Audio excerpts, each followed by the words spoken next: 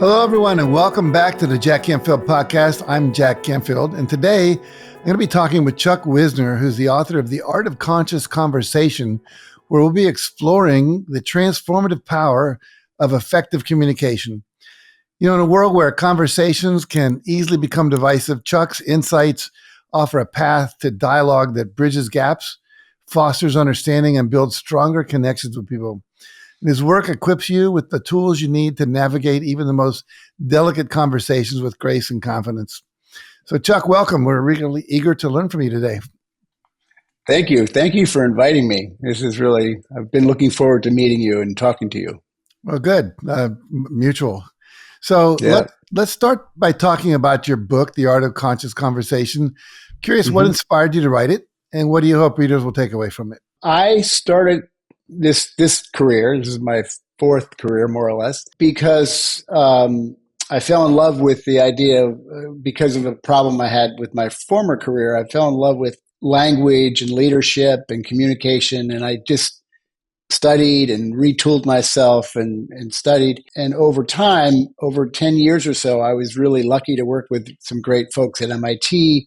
We were doing transformational leadership programs for major corporations. And in that process, it was astounding how transformational it was for leaders in those programs to, like, say, they never heard about meditation. They never knew about emotional intelligence. They didn't know about how to dissect a conversation. And so what we were teaching was this sort of like, it was a combination of many, many different things, including Peter Senge's book, The Fifth Discipline, and then things that one of my colleagues, Fred, and I brought from the ontology of language. And I realized that, you know what, there's no place that puts all this together in a practical, accessible way that people can try on and practice. Mm-hmm. So that was sort of where it started. And then at one point, a client said, you know, I love all this, but I don't know how to connect the dots. And that was another way for me to say, you know what, I have to figure that out, because that's what the book will be. And that's why the book is structured around 4 types of conversations, because that's the structure that holds all these various tools and practices together. That leads to the obvious next question. What are these 4 types of conversations? Well, so they're storytelling, they're collaboration, it's creative conversation, and the commitment conversation. And the way I think about them at a very high level is on a funnel. And that when we're in a storytelling conversation, we tend to be self-focused. We have stories we believe about ourselves. We have stories we believe about other people. And so the stories we believe and the stories we tell have a lot to do with how life unfolds. And so that explores that whole world of learning to look in the window of ourself and go, what stories are helping me and what stories are hindering? And when we do that, it opens us up a bit. So now we realize that, well, my story is just one of many. And so if we get that and we go into the collaborative conversation a little more open, that conversation is really about being open with other people, the ability to absorb other perspectives, the ability to tolerate other perspectives, and then the ability to advocate and inquire in productive ways. So that ends up being a mutual learning conversation where I learn from you, you learn from me. And man, and that's just so rich. And then if we do that well, if you and I did that well, then you and I would go automatically move into a creative conversation where ideas just start bubbling up, because we're both open vessels. We're both learning. And now ideas start bubbling up. And that's another way, that's a bigger opening, right? As we get more and more open, we have our intuition. We can manage our own emotional intelligence and things. And then if we go through those, eventually all that collapses back to another point when we have to make a decision.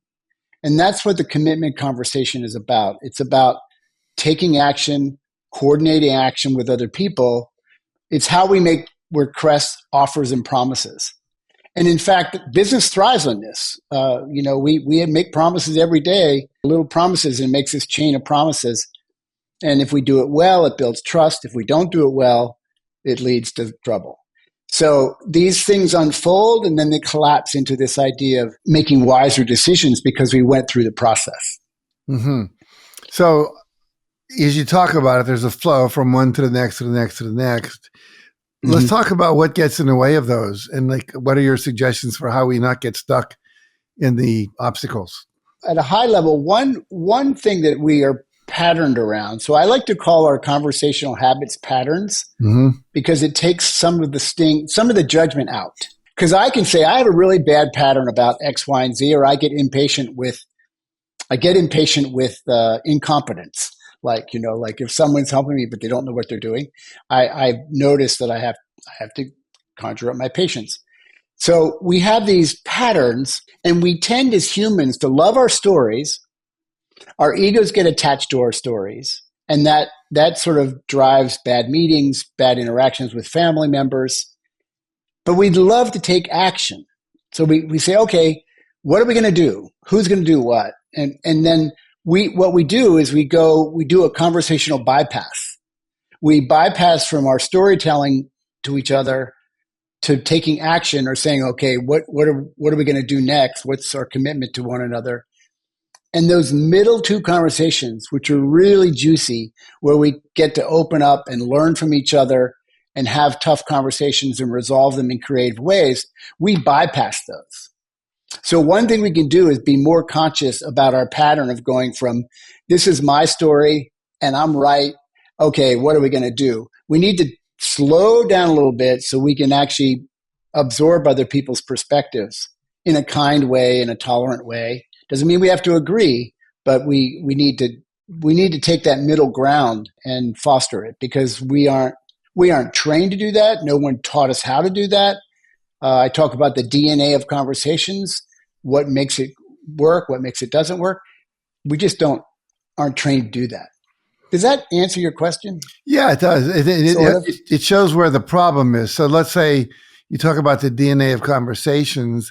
You can unpack that a little bit. But if we get stuck going from stories to commitments without having those middle conversations, if you were consulting with me or us, what would you tell me I need to do in order to not jump over that? Do that. Yeah. First, I would say, if it were a specific issue, I don't know if it's better to do it can be home or work. But say, if it's a home situation, to say, well, what is the specific thing that's giving you a tough time, or where are you getting triggered emotionally? And then I want you to look at your piece of that. Like, what's your story? What are your concerns? What did you want to have happen that didn't happen? Are there power issues involved? And by the way, most of our judgments that we make of ourselves and other people are based on standards that we aren't often conscious of. So first, I'd ask you to look at that stuff. I'd ask you to do a little investigation on your side of what you're bringing to the conversation, because you might learn something, and you might might open up a little bit, say, oh, okay, this is what I think, but then there's another way to think. So that then when you do enter into the conversation with the other people, you're a bit more open. And the metaphor I like is, we often go into a conversation with a fist and say, here's what I believe, and this is what we should do. And if two people do that, we're in a battle. But I say, don't give up your position, but open your hand and say, here's why I think this way. Here are my concerns. Here's what I think the goal should be. Here are my standards. So that investigation really primes us for a better collaborative conversation, right? So say more about standards. What do you mean by that? Okay, so besides the 4 conversations in the book, I use 4 archetypal questions throughout each conversation to help us sort of investigate our thinking, investigate what we're bringing to the conversation. And the standards piece says that from the time we were born, and depending on our family and our culture and our education and our experience, we have standards of everything. What's right, what's wrong, what's good, what's bad, what kind of shower do I like, what kind of leader do I like. We have these standards that are always operating in the background. And so to bring them to the foreground and go, oh, I was judging my friend the other day because I have a standard that she shouldn't have behaved that way at a restaurant. And then okay, wait a minute, that's my standard. So I can say, let me investigate that. Is that a good standard? Is that a typical standard? And I could say, yeah, it is. And then I could say, my friend just doesn't have that same standard. In fact, she might be blind to her behavior. So that would be one way the conversation go. The other way the conversation goes, you know what? I'm wrong. My standard is not necessarily the right one. Let me talk to her about that and see if we can appreciate one another's view and appreciate and down, lower the temperature a little bit and learn about each other's standards. Mm-hmm. It's a very powerful piece, as are our desires. Our desires are really powerful pieces of our conversations too.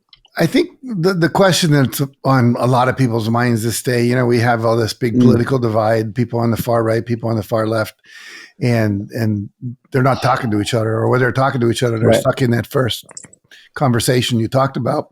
Here's what I believe, here's what you believe, I'm right, you're wrong.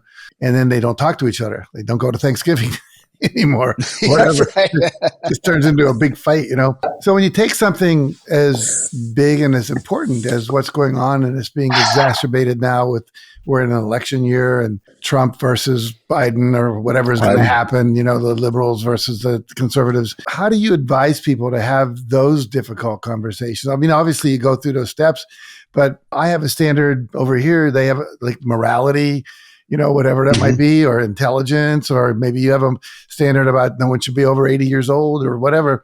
How do you help people bridge that and get to that last thing where we commit to whatever, or we just agree to not disagree or to disagree, right? Yeah, exactly. Yeah. What would you say?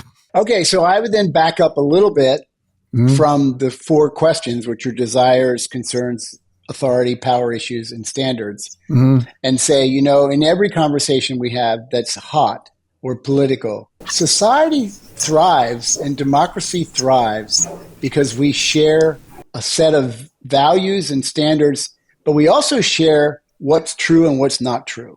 Mm-hmm. And as soon as so the best place to start is to see, is there a place that we can agree on some facts that we can move from, because we both agree X. So maybe that gives us a foundation to move from.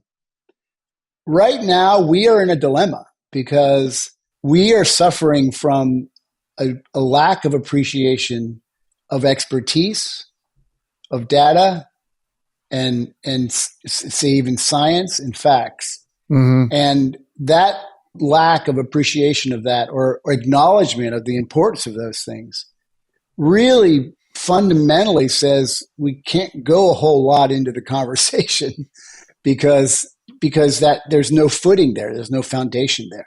I think that's a great place to start. And if you find yourself in a conversation with someone who, and I have had this experience multiple times with groups that I was involved in, that we could not agree on fundamental facts. And I just bow out of those conversations. Mm-hmm.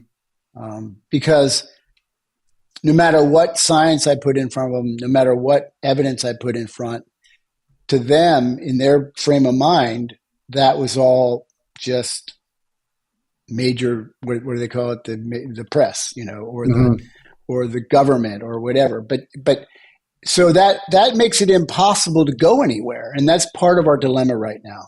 Mm-hmm. So I think we have to regain our appreciation and acceptance of expertise, of facts that we can agree on, and then we might have differences of policy. We might have differences of what morals are. We might have differences of who you can love or who you can marry. And we might have differences about other things, but at least we have a foundation to move from.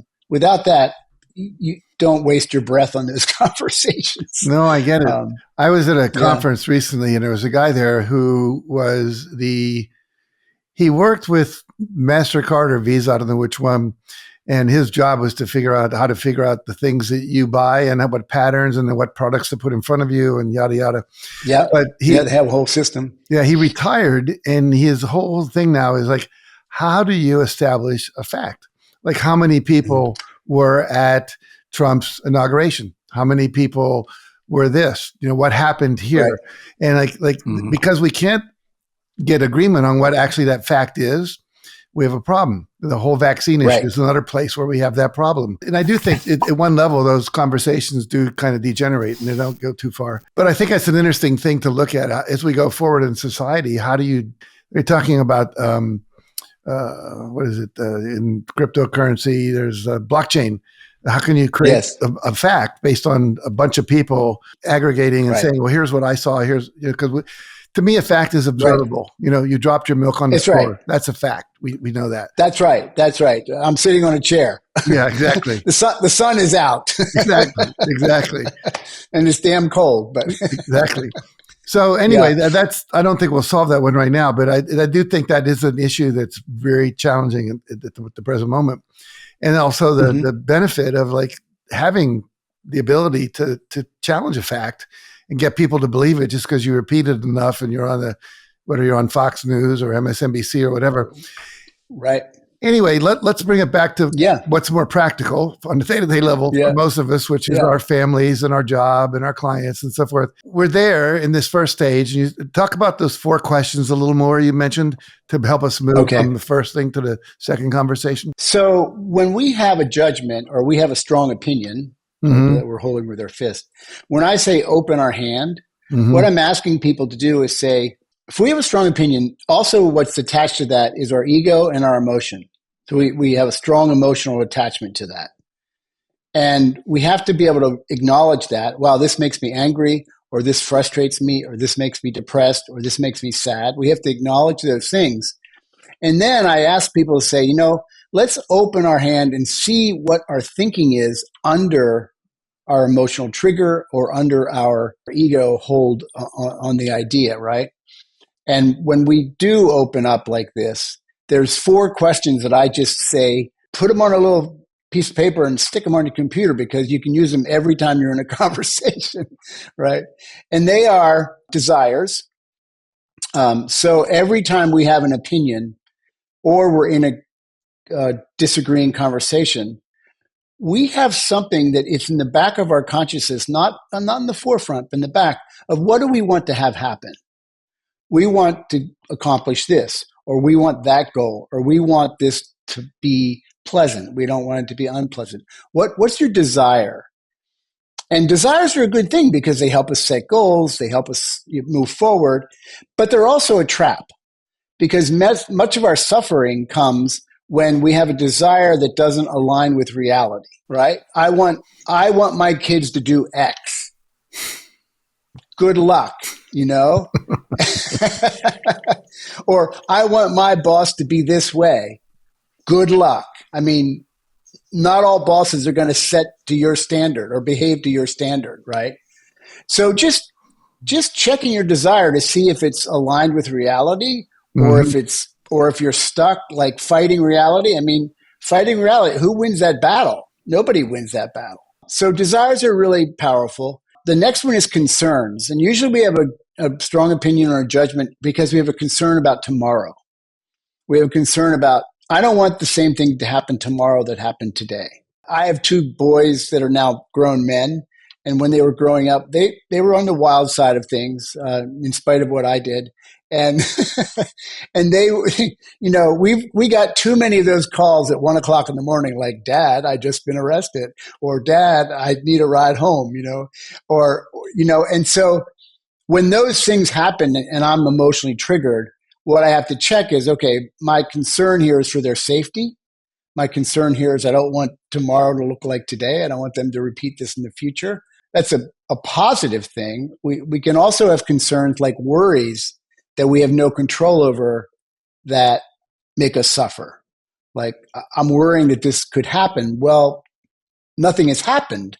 So this future projection, that's the negative side of our concerns. The third one is authority. And there's every conversation we have, there's power issues, whether it's with parents and kids, whether it's with friends. One friend might say, hey, you look great today, or you look like crap today, and you don't think anything of it. Another friend might say that, and they say you look crap today. You go, well, I wonder what's wrong. Maybe I'm not taking care of myself. So we give voices authority. And then you put that in business with hierarchies, and the power and the authority issues get amplified by the hierarchies. Someone with more stripes says something, And that means a lot more than if someone under you or your colleague might say something. So there's power issues everywhere. And to be aware of them helps us be awake. Because oftentimes we're fighting power issues where there's things we can do nothing about. In business, if you don't like what your boss is doing, you can drink all you want and complain all you want and get depressed as you want. That's your boss. That's how he behaves, or that's how she behaves. It's really good to understand those dynamics. And it happens in every conversation, whether it's storytelling or collaboration or whatever. Meetings are a good example. You go into a meeting and the loudest voice or the person with the most stripes usually is a big driver of how the meeting goes. The last one is standards, which we talked a bit about. So every judgment we have is based on a standard. And the cool thing about them, and why I like to call these patterns, is we did not choose our standards. Probably 90% of our standards, we unconsciously adopted. And so to bring them into the forefront of our consciousness is to say, oh, I have that standard and I'm really being hard on my friend, but maybe that's not fair. Mm-hmm. Or maybe it is fair. So the standards are one of my favorites. Sometimes I work with groups of women and this isn't a diss to women. It's just a sort of historical thing that happens. So I ask, how many women, when you leave the house, if all the beds aren't made, you feel like a bad mom or a bad wife? And hands sort of rise up. And my only question is, that's fine. You can have that standard, but where'd you get that? Where did that come from? And then the answers are, well, that's what my mother taught me, or my grandmother said I had to do it, or whatever. So that's how we accumulate these standards without a lot of consciousness. One of the things I heard once was a quote that says, marriage is a constant fight about whose mother's definition of clean was. That's good. Right, two different standards. Yeah, exactly. My wife and I have different standards in the kitchen. I love to cook. We both cook. I'm more of a cook and she's more of a baker. But when it comes time to go to bed, we have dinner, we maybe watch a show on TV, and when it comes time to go to bed, I'm like, I'm out of here. I'm tired. And she's like, no. She says, I want to clean the kitchen. And the joke is, do we go to bed like a queen and wake up like a maid, or do we go to bed like a maid and wake up like a queen? No, it's true. My wife, her mother, they never cleaned the dishes at night. They always did it the next morning. I like to do them at night, so when I wake up, the kitchen's all clean. I can go in there and it's all yeah. You wake up as a king. Yeah, we don't fight about it anymore. Are you familiar with Byron Katie's work at all? Do you know her work? Oh yeah, Byron Katie. I love Byron Katie. And a colleague of mine that I taught with for many years, Leslie Pollitt, was Byron's right-hand gal for many years, and I worked with her a little bit. I love her work. Yeah. For me, I did it for a while, and it was just really clearly that, I have a belief my wife should do such and such, and when she doesn't do it, you ask yourself the question: is it true that she should do that? Or she should never do that. And then you really get to the point where you go, well, it's not a truth that's God put on a tablet anywhere. And if I realize that, then you ask the question, who am I when I believe that? I'm uptight, I'm miserable, I'm tiny sure, et cetera. When I don't believe that, I'm happy, get along well, et cetera. But I think it's good in terms of like trying to determine what is reality, what is really truth versus what is just stuff that we learned and been conditioned by, and so on and so forth. And without the awareness of our standards and desires, it just spins in our minds, and then we project into the future, or we carry pain from the past. Mm-hmm. And the nice thing about Katie's work and in your example with your wife and my wife, once we did the work, we also are able to have a much better sense of humor around these things. Right. Like, she might be doing something and I go, oh, you're just going to do the whole thing tonight, right? And then we both laugh. Or she says, well, maybe this is a night that we can go to bed and you can do the pots and pans in the morning, and we laugh. So having our sense of humor in all of this is really important because it helps us not take ourselves so seriously. That's so true. Very good. Very good. Very good. Very good. Yeah. So we're in that first stage. We're moving into the second stage. We're asking ourselves these questions. We're getting clearer about what our standards are and what the power issues going on and so forth. What's the next step moving into the third, or maybe you already talked about moving into the third area? Well, the next step, actually, the tools of the next step have to do with our why we listen and why we don't listen, or how we listen and how we can listen better. Because we are actually trained to be bad advocates. If we have our fist, we're trained to have the right answer, raise our hand with the answer, and that's how we get rewarded. But that sort of leads us to go into the meetings with a closed fist, or to go into a conflict with a family with knowing the answer. And the idea of shifting from that kind of closed advocacy of our position to open advocacy is saying, let's share my position with an open hand. That's revealing. So it's scary for a lot of people, because you got to reveal your thinking under your judgment, or you got to reveal your thinking under your opinion, right? Or your position. And so when we do that, there's a couple of things that happen. A, I'm free. I'm like, hey, here's how I think. My story might not be the right one, but here's why I think this way. That can be very contagious. It can invite other people to open their hand. Like we invite them into a dance instead of a fight. So here's how I'm thinking. And then another thing we're not trained well at is asking good questions. Because if I can invite them in, or they see I'm a bit vulnerable, then I can say, well, what are your concerns? It's a very good question. Well, maybe we have different standards. Can you tell me what you're basing your judgment on? What's your standard of good or bad, or it's successful or unsuccessful? And so with the 4 questions, we can ask them to open their hand. And that's the art of balancing advocacy and inquiry, so that we can move into that mutual learning space. And there's no right. I can't give a formula. Do this, do that, do this. Part of our being awake is saying, maybe it's best for me to ask a question to find out where someone's mind is or what their thoughts are, and then offer mine up. And that gets into power issues as well, to be alert to how that plays out. Well, I remember early on, I was a psychotherapist for a number of years, way back when, in my 30s. I'll be 80 this summer, but so it's a while ago. But when I was training to be a therapist, one of the greatest teachers I ever had said, the thing you have to do is live in a state of curiosity. In other words, someone would say something like, I'm lonely all the time. And I would respond with, well, teach me how to be lonely all the time. How do you do it?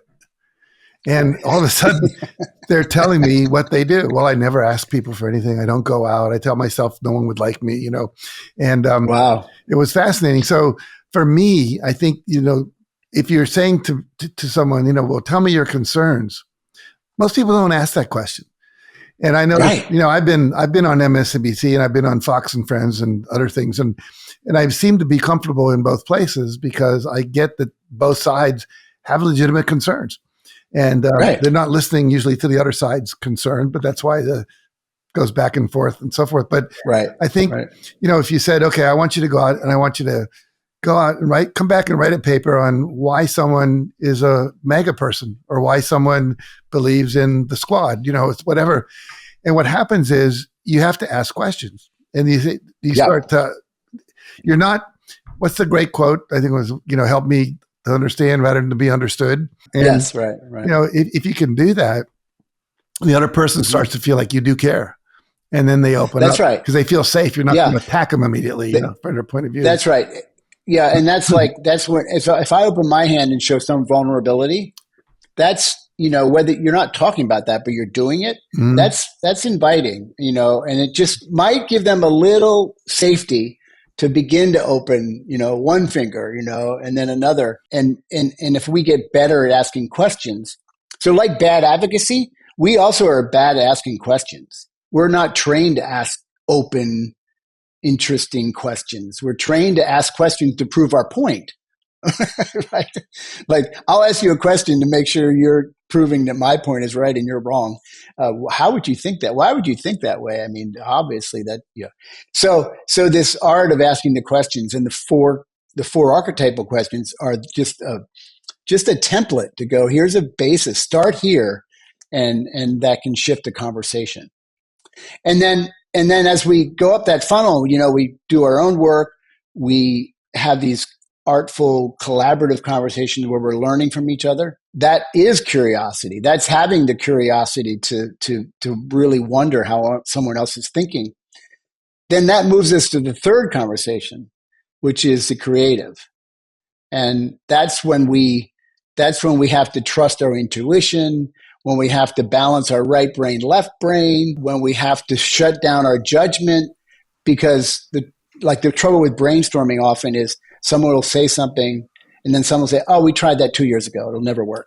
And we shut things down instead of allowing our space to be in wonder, like what's possible? How many possibilities could we just dream up in 5 minutes, And that conversation really asks a lot of the individual to also be curious, be vulnerable, and just dream, just wonder what's possible. And if we do all of those in a really thoughtful, mindful way, ultimately we get to a decision point, but we're going to make a better decision because we went through that process. Mm-hmm. Mm-hmm. And that last conversation, commitment conversation, it really is a critical conversation because it's how we coordinate action, who's going to do what, when, why, how, except we have a cultural addiction to yes. And that shuts down that conversation very quickly. Like I'll say, someone might run by my desk and go, hey, can you get me some slides for Monday morning? I say, sure, no problem. Happy to help you, boss. I spend the weekend doing slides. I give them to my boss on Monday morning. They get on their computer and they look at them. And half an hour later, they come storming to me and say, these don't work. This is not what I wanted. And that all because they made a sloppy promise. All because the boss said, hey, get me some slides for Monday morning. I say, sure. Well, what the hell? I mean, who's it for? How long does it have to be? What kind of slides do you want? You don't want bullet points. Do you want pictures? Why do you need this? I mean, all those pieces, when we are addicted to sure or yes, no problem, we miss out on making a better promise. And so in the book, I sort of take apart what that means, because every request we get has these 5 or 6 components that have to do with authority and concerns and desires and standards that help us make a better promise. And when we make a good promise and we deliver, then we're building trust. We make a bad promise, we don't deliver, then we have distrust. Then we have, oh gosh, I'll never ask Chuck to do slides for me again. Well, doesn't the responsibility lie on both sides? You're saying yes too quickly, and they're not giving you the specifics of what they want when they make the request. They didn't slow down. Absolutely. Yeah, absolutely. And I asked people to have a rule, like say, you can't say yes unless you ask 3 questions. Oh, good. Or you can't make a request, do something for me, unless you give them like 3 components of what you want. Because even if I say, hey, if I'm the boss, can you give some slides? It's for a board meeting at 11 on Monday. The board is impatient, so they got to be no more than 10 words per slides and beautiful pictures. And here's the point I want to make. Mm-hmm. Now, if I said that, the receiver might go, well, that's interesting. And then I might have 2 more questions. The whole thing gets clarified. I deliver the slides and we're all happy on Monday morning. Right. So it is responsibility both ways. Yeah. Good. Yeah. So I'm curious, I've looked at your website the other night and you've consulted with like Fortune 100 companies and governments. I mean, everything that everyone will go like, wow, that's important. Can you give us an example maybe of one of the groups you work with and how you walked people through maybe a difficult situation, helped them to communicate better and how that produced a better result? There's individual examples and then there's team examples. Well, I'm doing some talks these days, and I joke that I've been behind the curtain of confidentiality for 30 years, and now I'm stepping out from behind the curtain. But I still can't reveal names. And no, I understand that part, sure. Right. but I am really happy to be talking about it and out from behind the curtain. So on an individual level, I've worked with leaders that range from someone who was totally oblivious to their style that was shutting down their team, and another say the other extreme with someone who's a really good leader and just is checking in regularly to keep on top of their game. And that I become a trusted advisor to them. On this scale over here, where the guy was blind, an example would be I said, okay, let's call him Jeff. Jeff, let me sit in on 2 meetings with you and your team. He had a team of about 8 people. Let me sit on a few meetings. And so I did. And of course, my being there sort of changes everybody's behavior a little bit because they know why I'm there. But nonetheless, Jeff showed his true colors. And he got up to the flip chart and he started drawing a diagram like, this is what we got to do. And this is what's missing. And he said, it's really exciting. Let's go for it. But he was so passionate. He was almost red in the face and he was just adamant, da, da, da, da. And he would stop and go, what do you think? Crickets. Because he just shut the whole room down because he put his ideas and his path and his concerns and his desires in the front. And they said, well, he's the boss and we know how he operates. I ain't saying a word. I'm not disagreeing. So I worked with him to help him see how his pattern shut down his team. And then we worked with the team to say, we have to create we have to create a way that Jeff can change his style, but you guys need to take responsibility to speak up because it goes both ways. So that's sort of an example of how that could play out. I've worked with larger teams where let me slow you down a minute. So go back to Jeff. So what did you teach Jeff to do? Like ask questions in the beginning instead of tell him what they're going to do, or what did you teach him? Yeah. Well, first I had to show Jeff. I had to be pretty blunt with Jeff to say, is this the consequence you want? You're telling me you get crickets. And here's my observation. And then I have to give him some tough feedback. Mm-hmm. Here's what you did. And I'm not blaming you, but this is your pattern. You're really passionate. You're really smart. You might be ahead of the whole team, but you can't lead this way. And then so I got him to shift to say, start with, here's a problem we have. Let's go around the room and let's hear what everybody thinks about this. A collaborative conversation where we can do mutual learning. Right. Mm-hmm. And so that there was a process over time that we developed to give the team the tools to do that. And on the other end, this other leader who's a great leader, mm-hmm. I'm a trusted advisor and we speak regularly because things always pop up. And with a senior leader, who else is he going to say, the CEO is driving me mad? I hated the meeting. He drives me crazy. What am I going to do? And he's a good leader, but he's also in these situations where he wants some support in how to design or be in conversation. And larger teams, I often just do cultural work. Let's talk about, because I believe that in business, I think of 3 pillars. There's the pillar of not 3 pillars, a triangle. And there's the task we're trying to accomplish. What's our goal? What's our work? What's our mission? Then there's individuals that make up the team.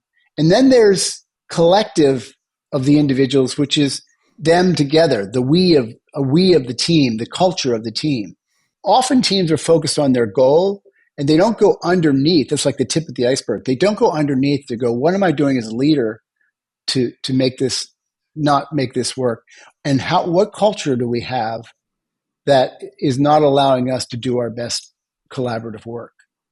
And that's a tough conversation because most people don't even think about that. And the bumper sticker, shit happens. I say to teams, culture happens. Mm-hmm. You might not talk about it, but you're going to wake up a year from now and go, how did we get here?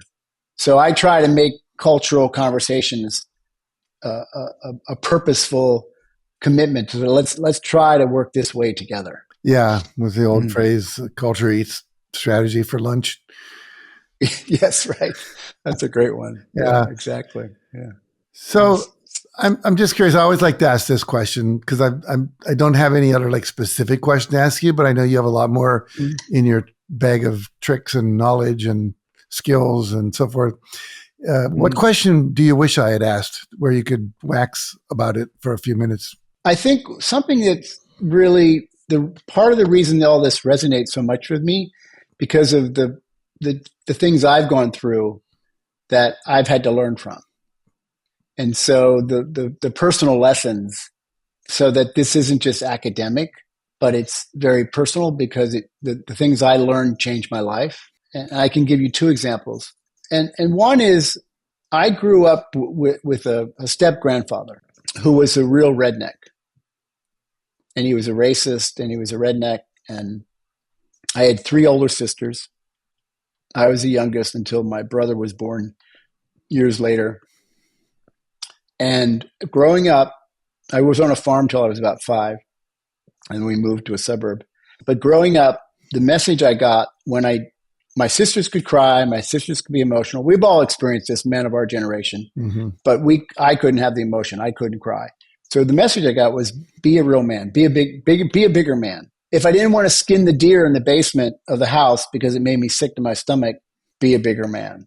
So that was the message. And what's phenomenal about this, and this is why I love to tell the story, is I adopted that story, that I wasn't a big enough man, because that was an authority figure. That was someone that had power over me. That was an adult. They know what the hell they're talking about. Who am I? I must not be a big enough man. And I lived with that for many, many years, until I did my work around language and the power of words and things. And when I did that work, one of my teachers said, you need to bust that story. And he gave me he goes, you go write a paper on why that story is true and why it's not true. What are the facts? What were his standards of being a man? What are your standards? What were his concerns? And I did that, and that was tough work. And I actually busted that story. And I was, so looking at facts, I was married, a successful architect, 2 kids, 6 feet tall, great friends. Wait a minute, these don't add up to not big enough man, right? And so I busted the story, and then I'll cut the story short. But one day I went to my office where I was friends with my partners, and we were having coffee. I was having coffee with a partner named Bill, and we were drinking coffee, and a light bulb went off in my head, and I said, oh my God, I'm taller than Bill. And that was the first time that I saw myself taller than him, because this story was so strong in my bones that I saw myself smaller than. That's very cool. That was an amazing opening. The other story is that I was diagnosed with leukemia 30 years ago, and about 25 years ago. Again, something like that happens, and you have to put on the brakes of life and go, wait a minute, I got to get a handle on this. So that was a very reflective time, very spiritual time for me, and all of that. And so that led me into to embrace my spiritual sort of interest, and I refused, through words, I refused to claim the diagnosis. I refused to claim the disease. I would say I was diagnosed with, but I wouldn't say I have. Mm-hmm. And that was just a small way that I could say, you know what? I don't know what's going on. I don't know what'll happen, but I'm not claiming this quite yet. And actually, I'm healthy. I have never had a treatment. I still live with it, but I'm living with it instead of fighting against it. Interesting. Yeah. Your first story reminds me. My dad was very macho. He was a lieutenant in the Air Force. He trained bomber pilots. He was a hunter. All that kind of stuff. Wow. And I grew up in Wheeling, West Virginia, which is probably not too far from where you were in Pennsylvania. And and I remember I got from him and my stepfather, because my mom got divorced when I was 6. If you don't stop crying, I'll give you something to really cry about. That was the statement. Yeah, I've heard that. Yeah. Yes, right. And the way I interpret it now is your crying is upsetting me and is stimulating my uncried tears. So I'm going to shut you down because it's not safe for me to feel that. And therefore it wasn't safe for me to feel that because I was going to get in trouble. And Yeah. and I mentioned I was doing plant medicine down in Costa Rica with these shamans. And I remember one night on a journey, it was like my jaw started to quiver. And it was like Godzilla and the Hulk were having this battle with each other. Cry, don't cry, cry, don't cry, cry, don't cry. Cry, don't cry. Wow. And it went on for like, I don't know, 20 minutes. It was literally a life battle. Yeah. And then all of a sudden the crying won, and I cried probably for 20 minutes. And cried. I just cried and cried and cried. And then till it stopped. And, that was amazing for me because crying meant you weren't a man. You know, it was like, right. I had a football coach when I was playing in high school and I hurt my leg really bad. He said, "How far is your leg from your heart?" And I said, "I don't know, 2 feet." "Well, that's long enough. Go back in the game." You know, it's not okay to be in pain and honor that, you know. It's it's just it's how I grew up, you know. And so many of us men go through that. And women get, you can't be powerful, don't talk back, all that kind of stuff. Right. That happens. Exactly. But it's healing all that. It's so powerful. And I love your that's why the starting with stories for me is so critically important. Mm-hmm. People say, how can I listen better? And they can read all the books they want about mirroring and repeating back. Mm-hmm. But if their mind is locked into their story, they can't hear no matter what they do. Right. We have to undo our own crap. Right.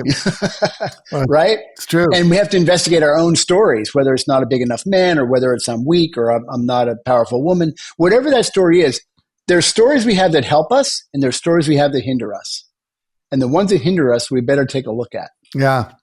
Yeah. Mm-hmm. Well, I do a lot of work on limiting beliefs that were formed usually between the age of 3 and 8 years old. And we made a decision, not okay to cry. I'm not worthy unless I am funny or keep my mouth shut or whatever.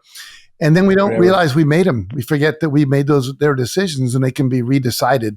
And there's a lot of technology out there now in the world, human potential movement, psychology, et cetera, for unhooking all that stuff.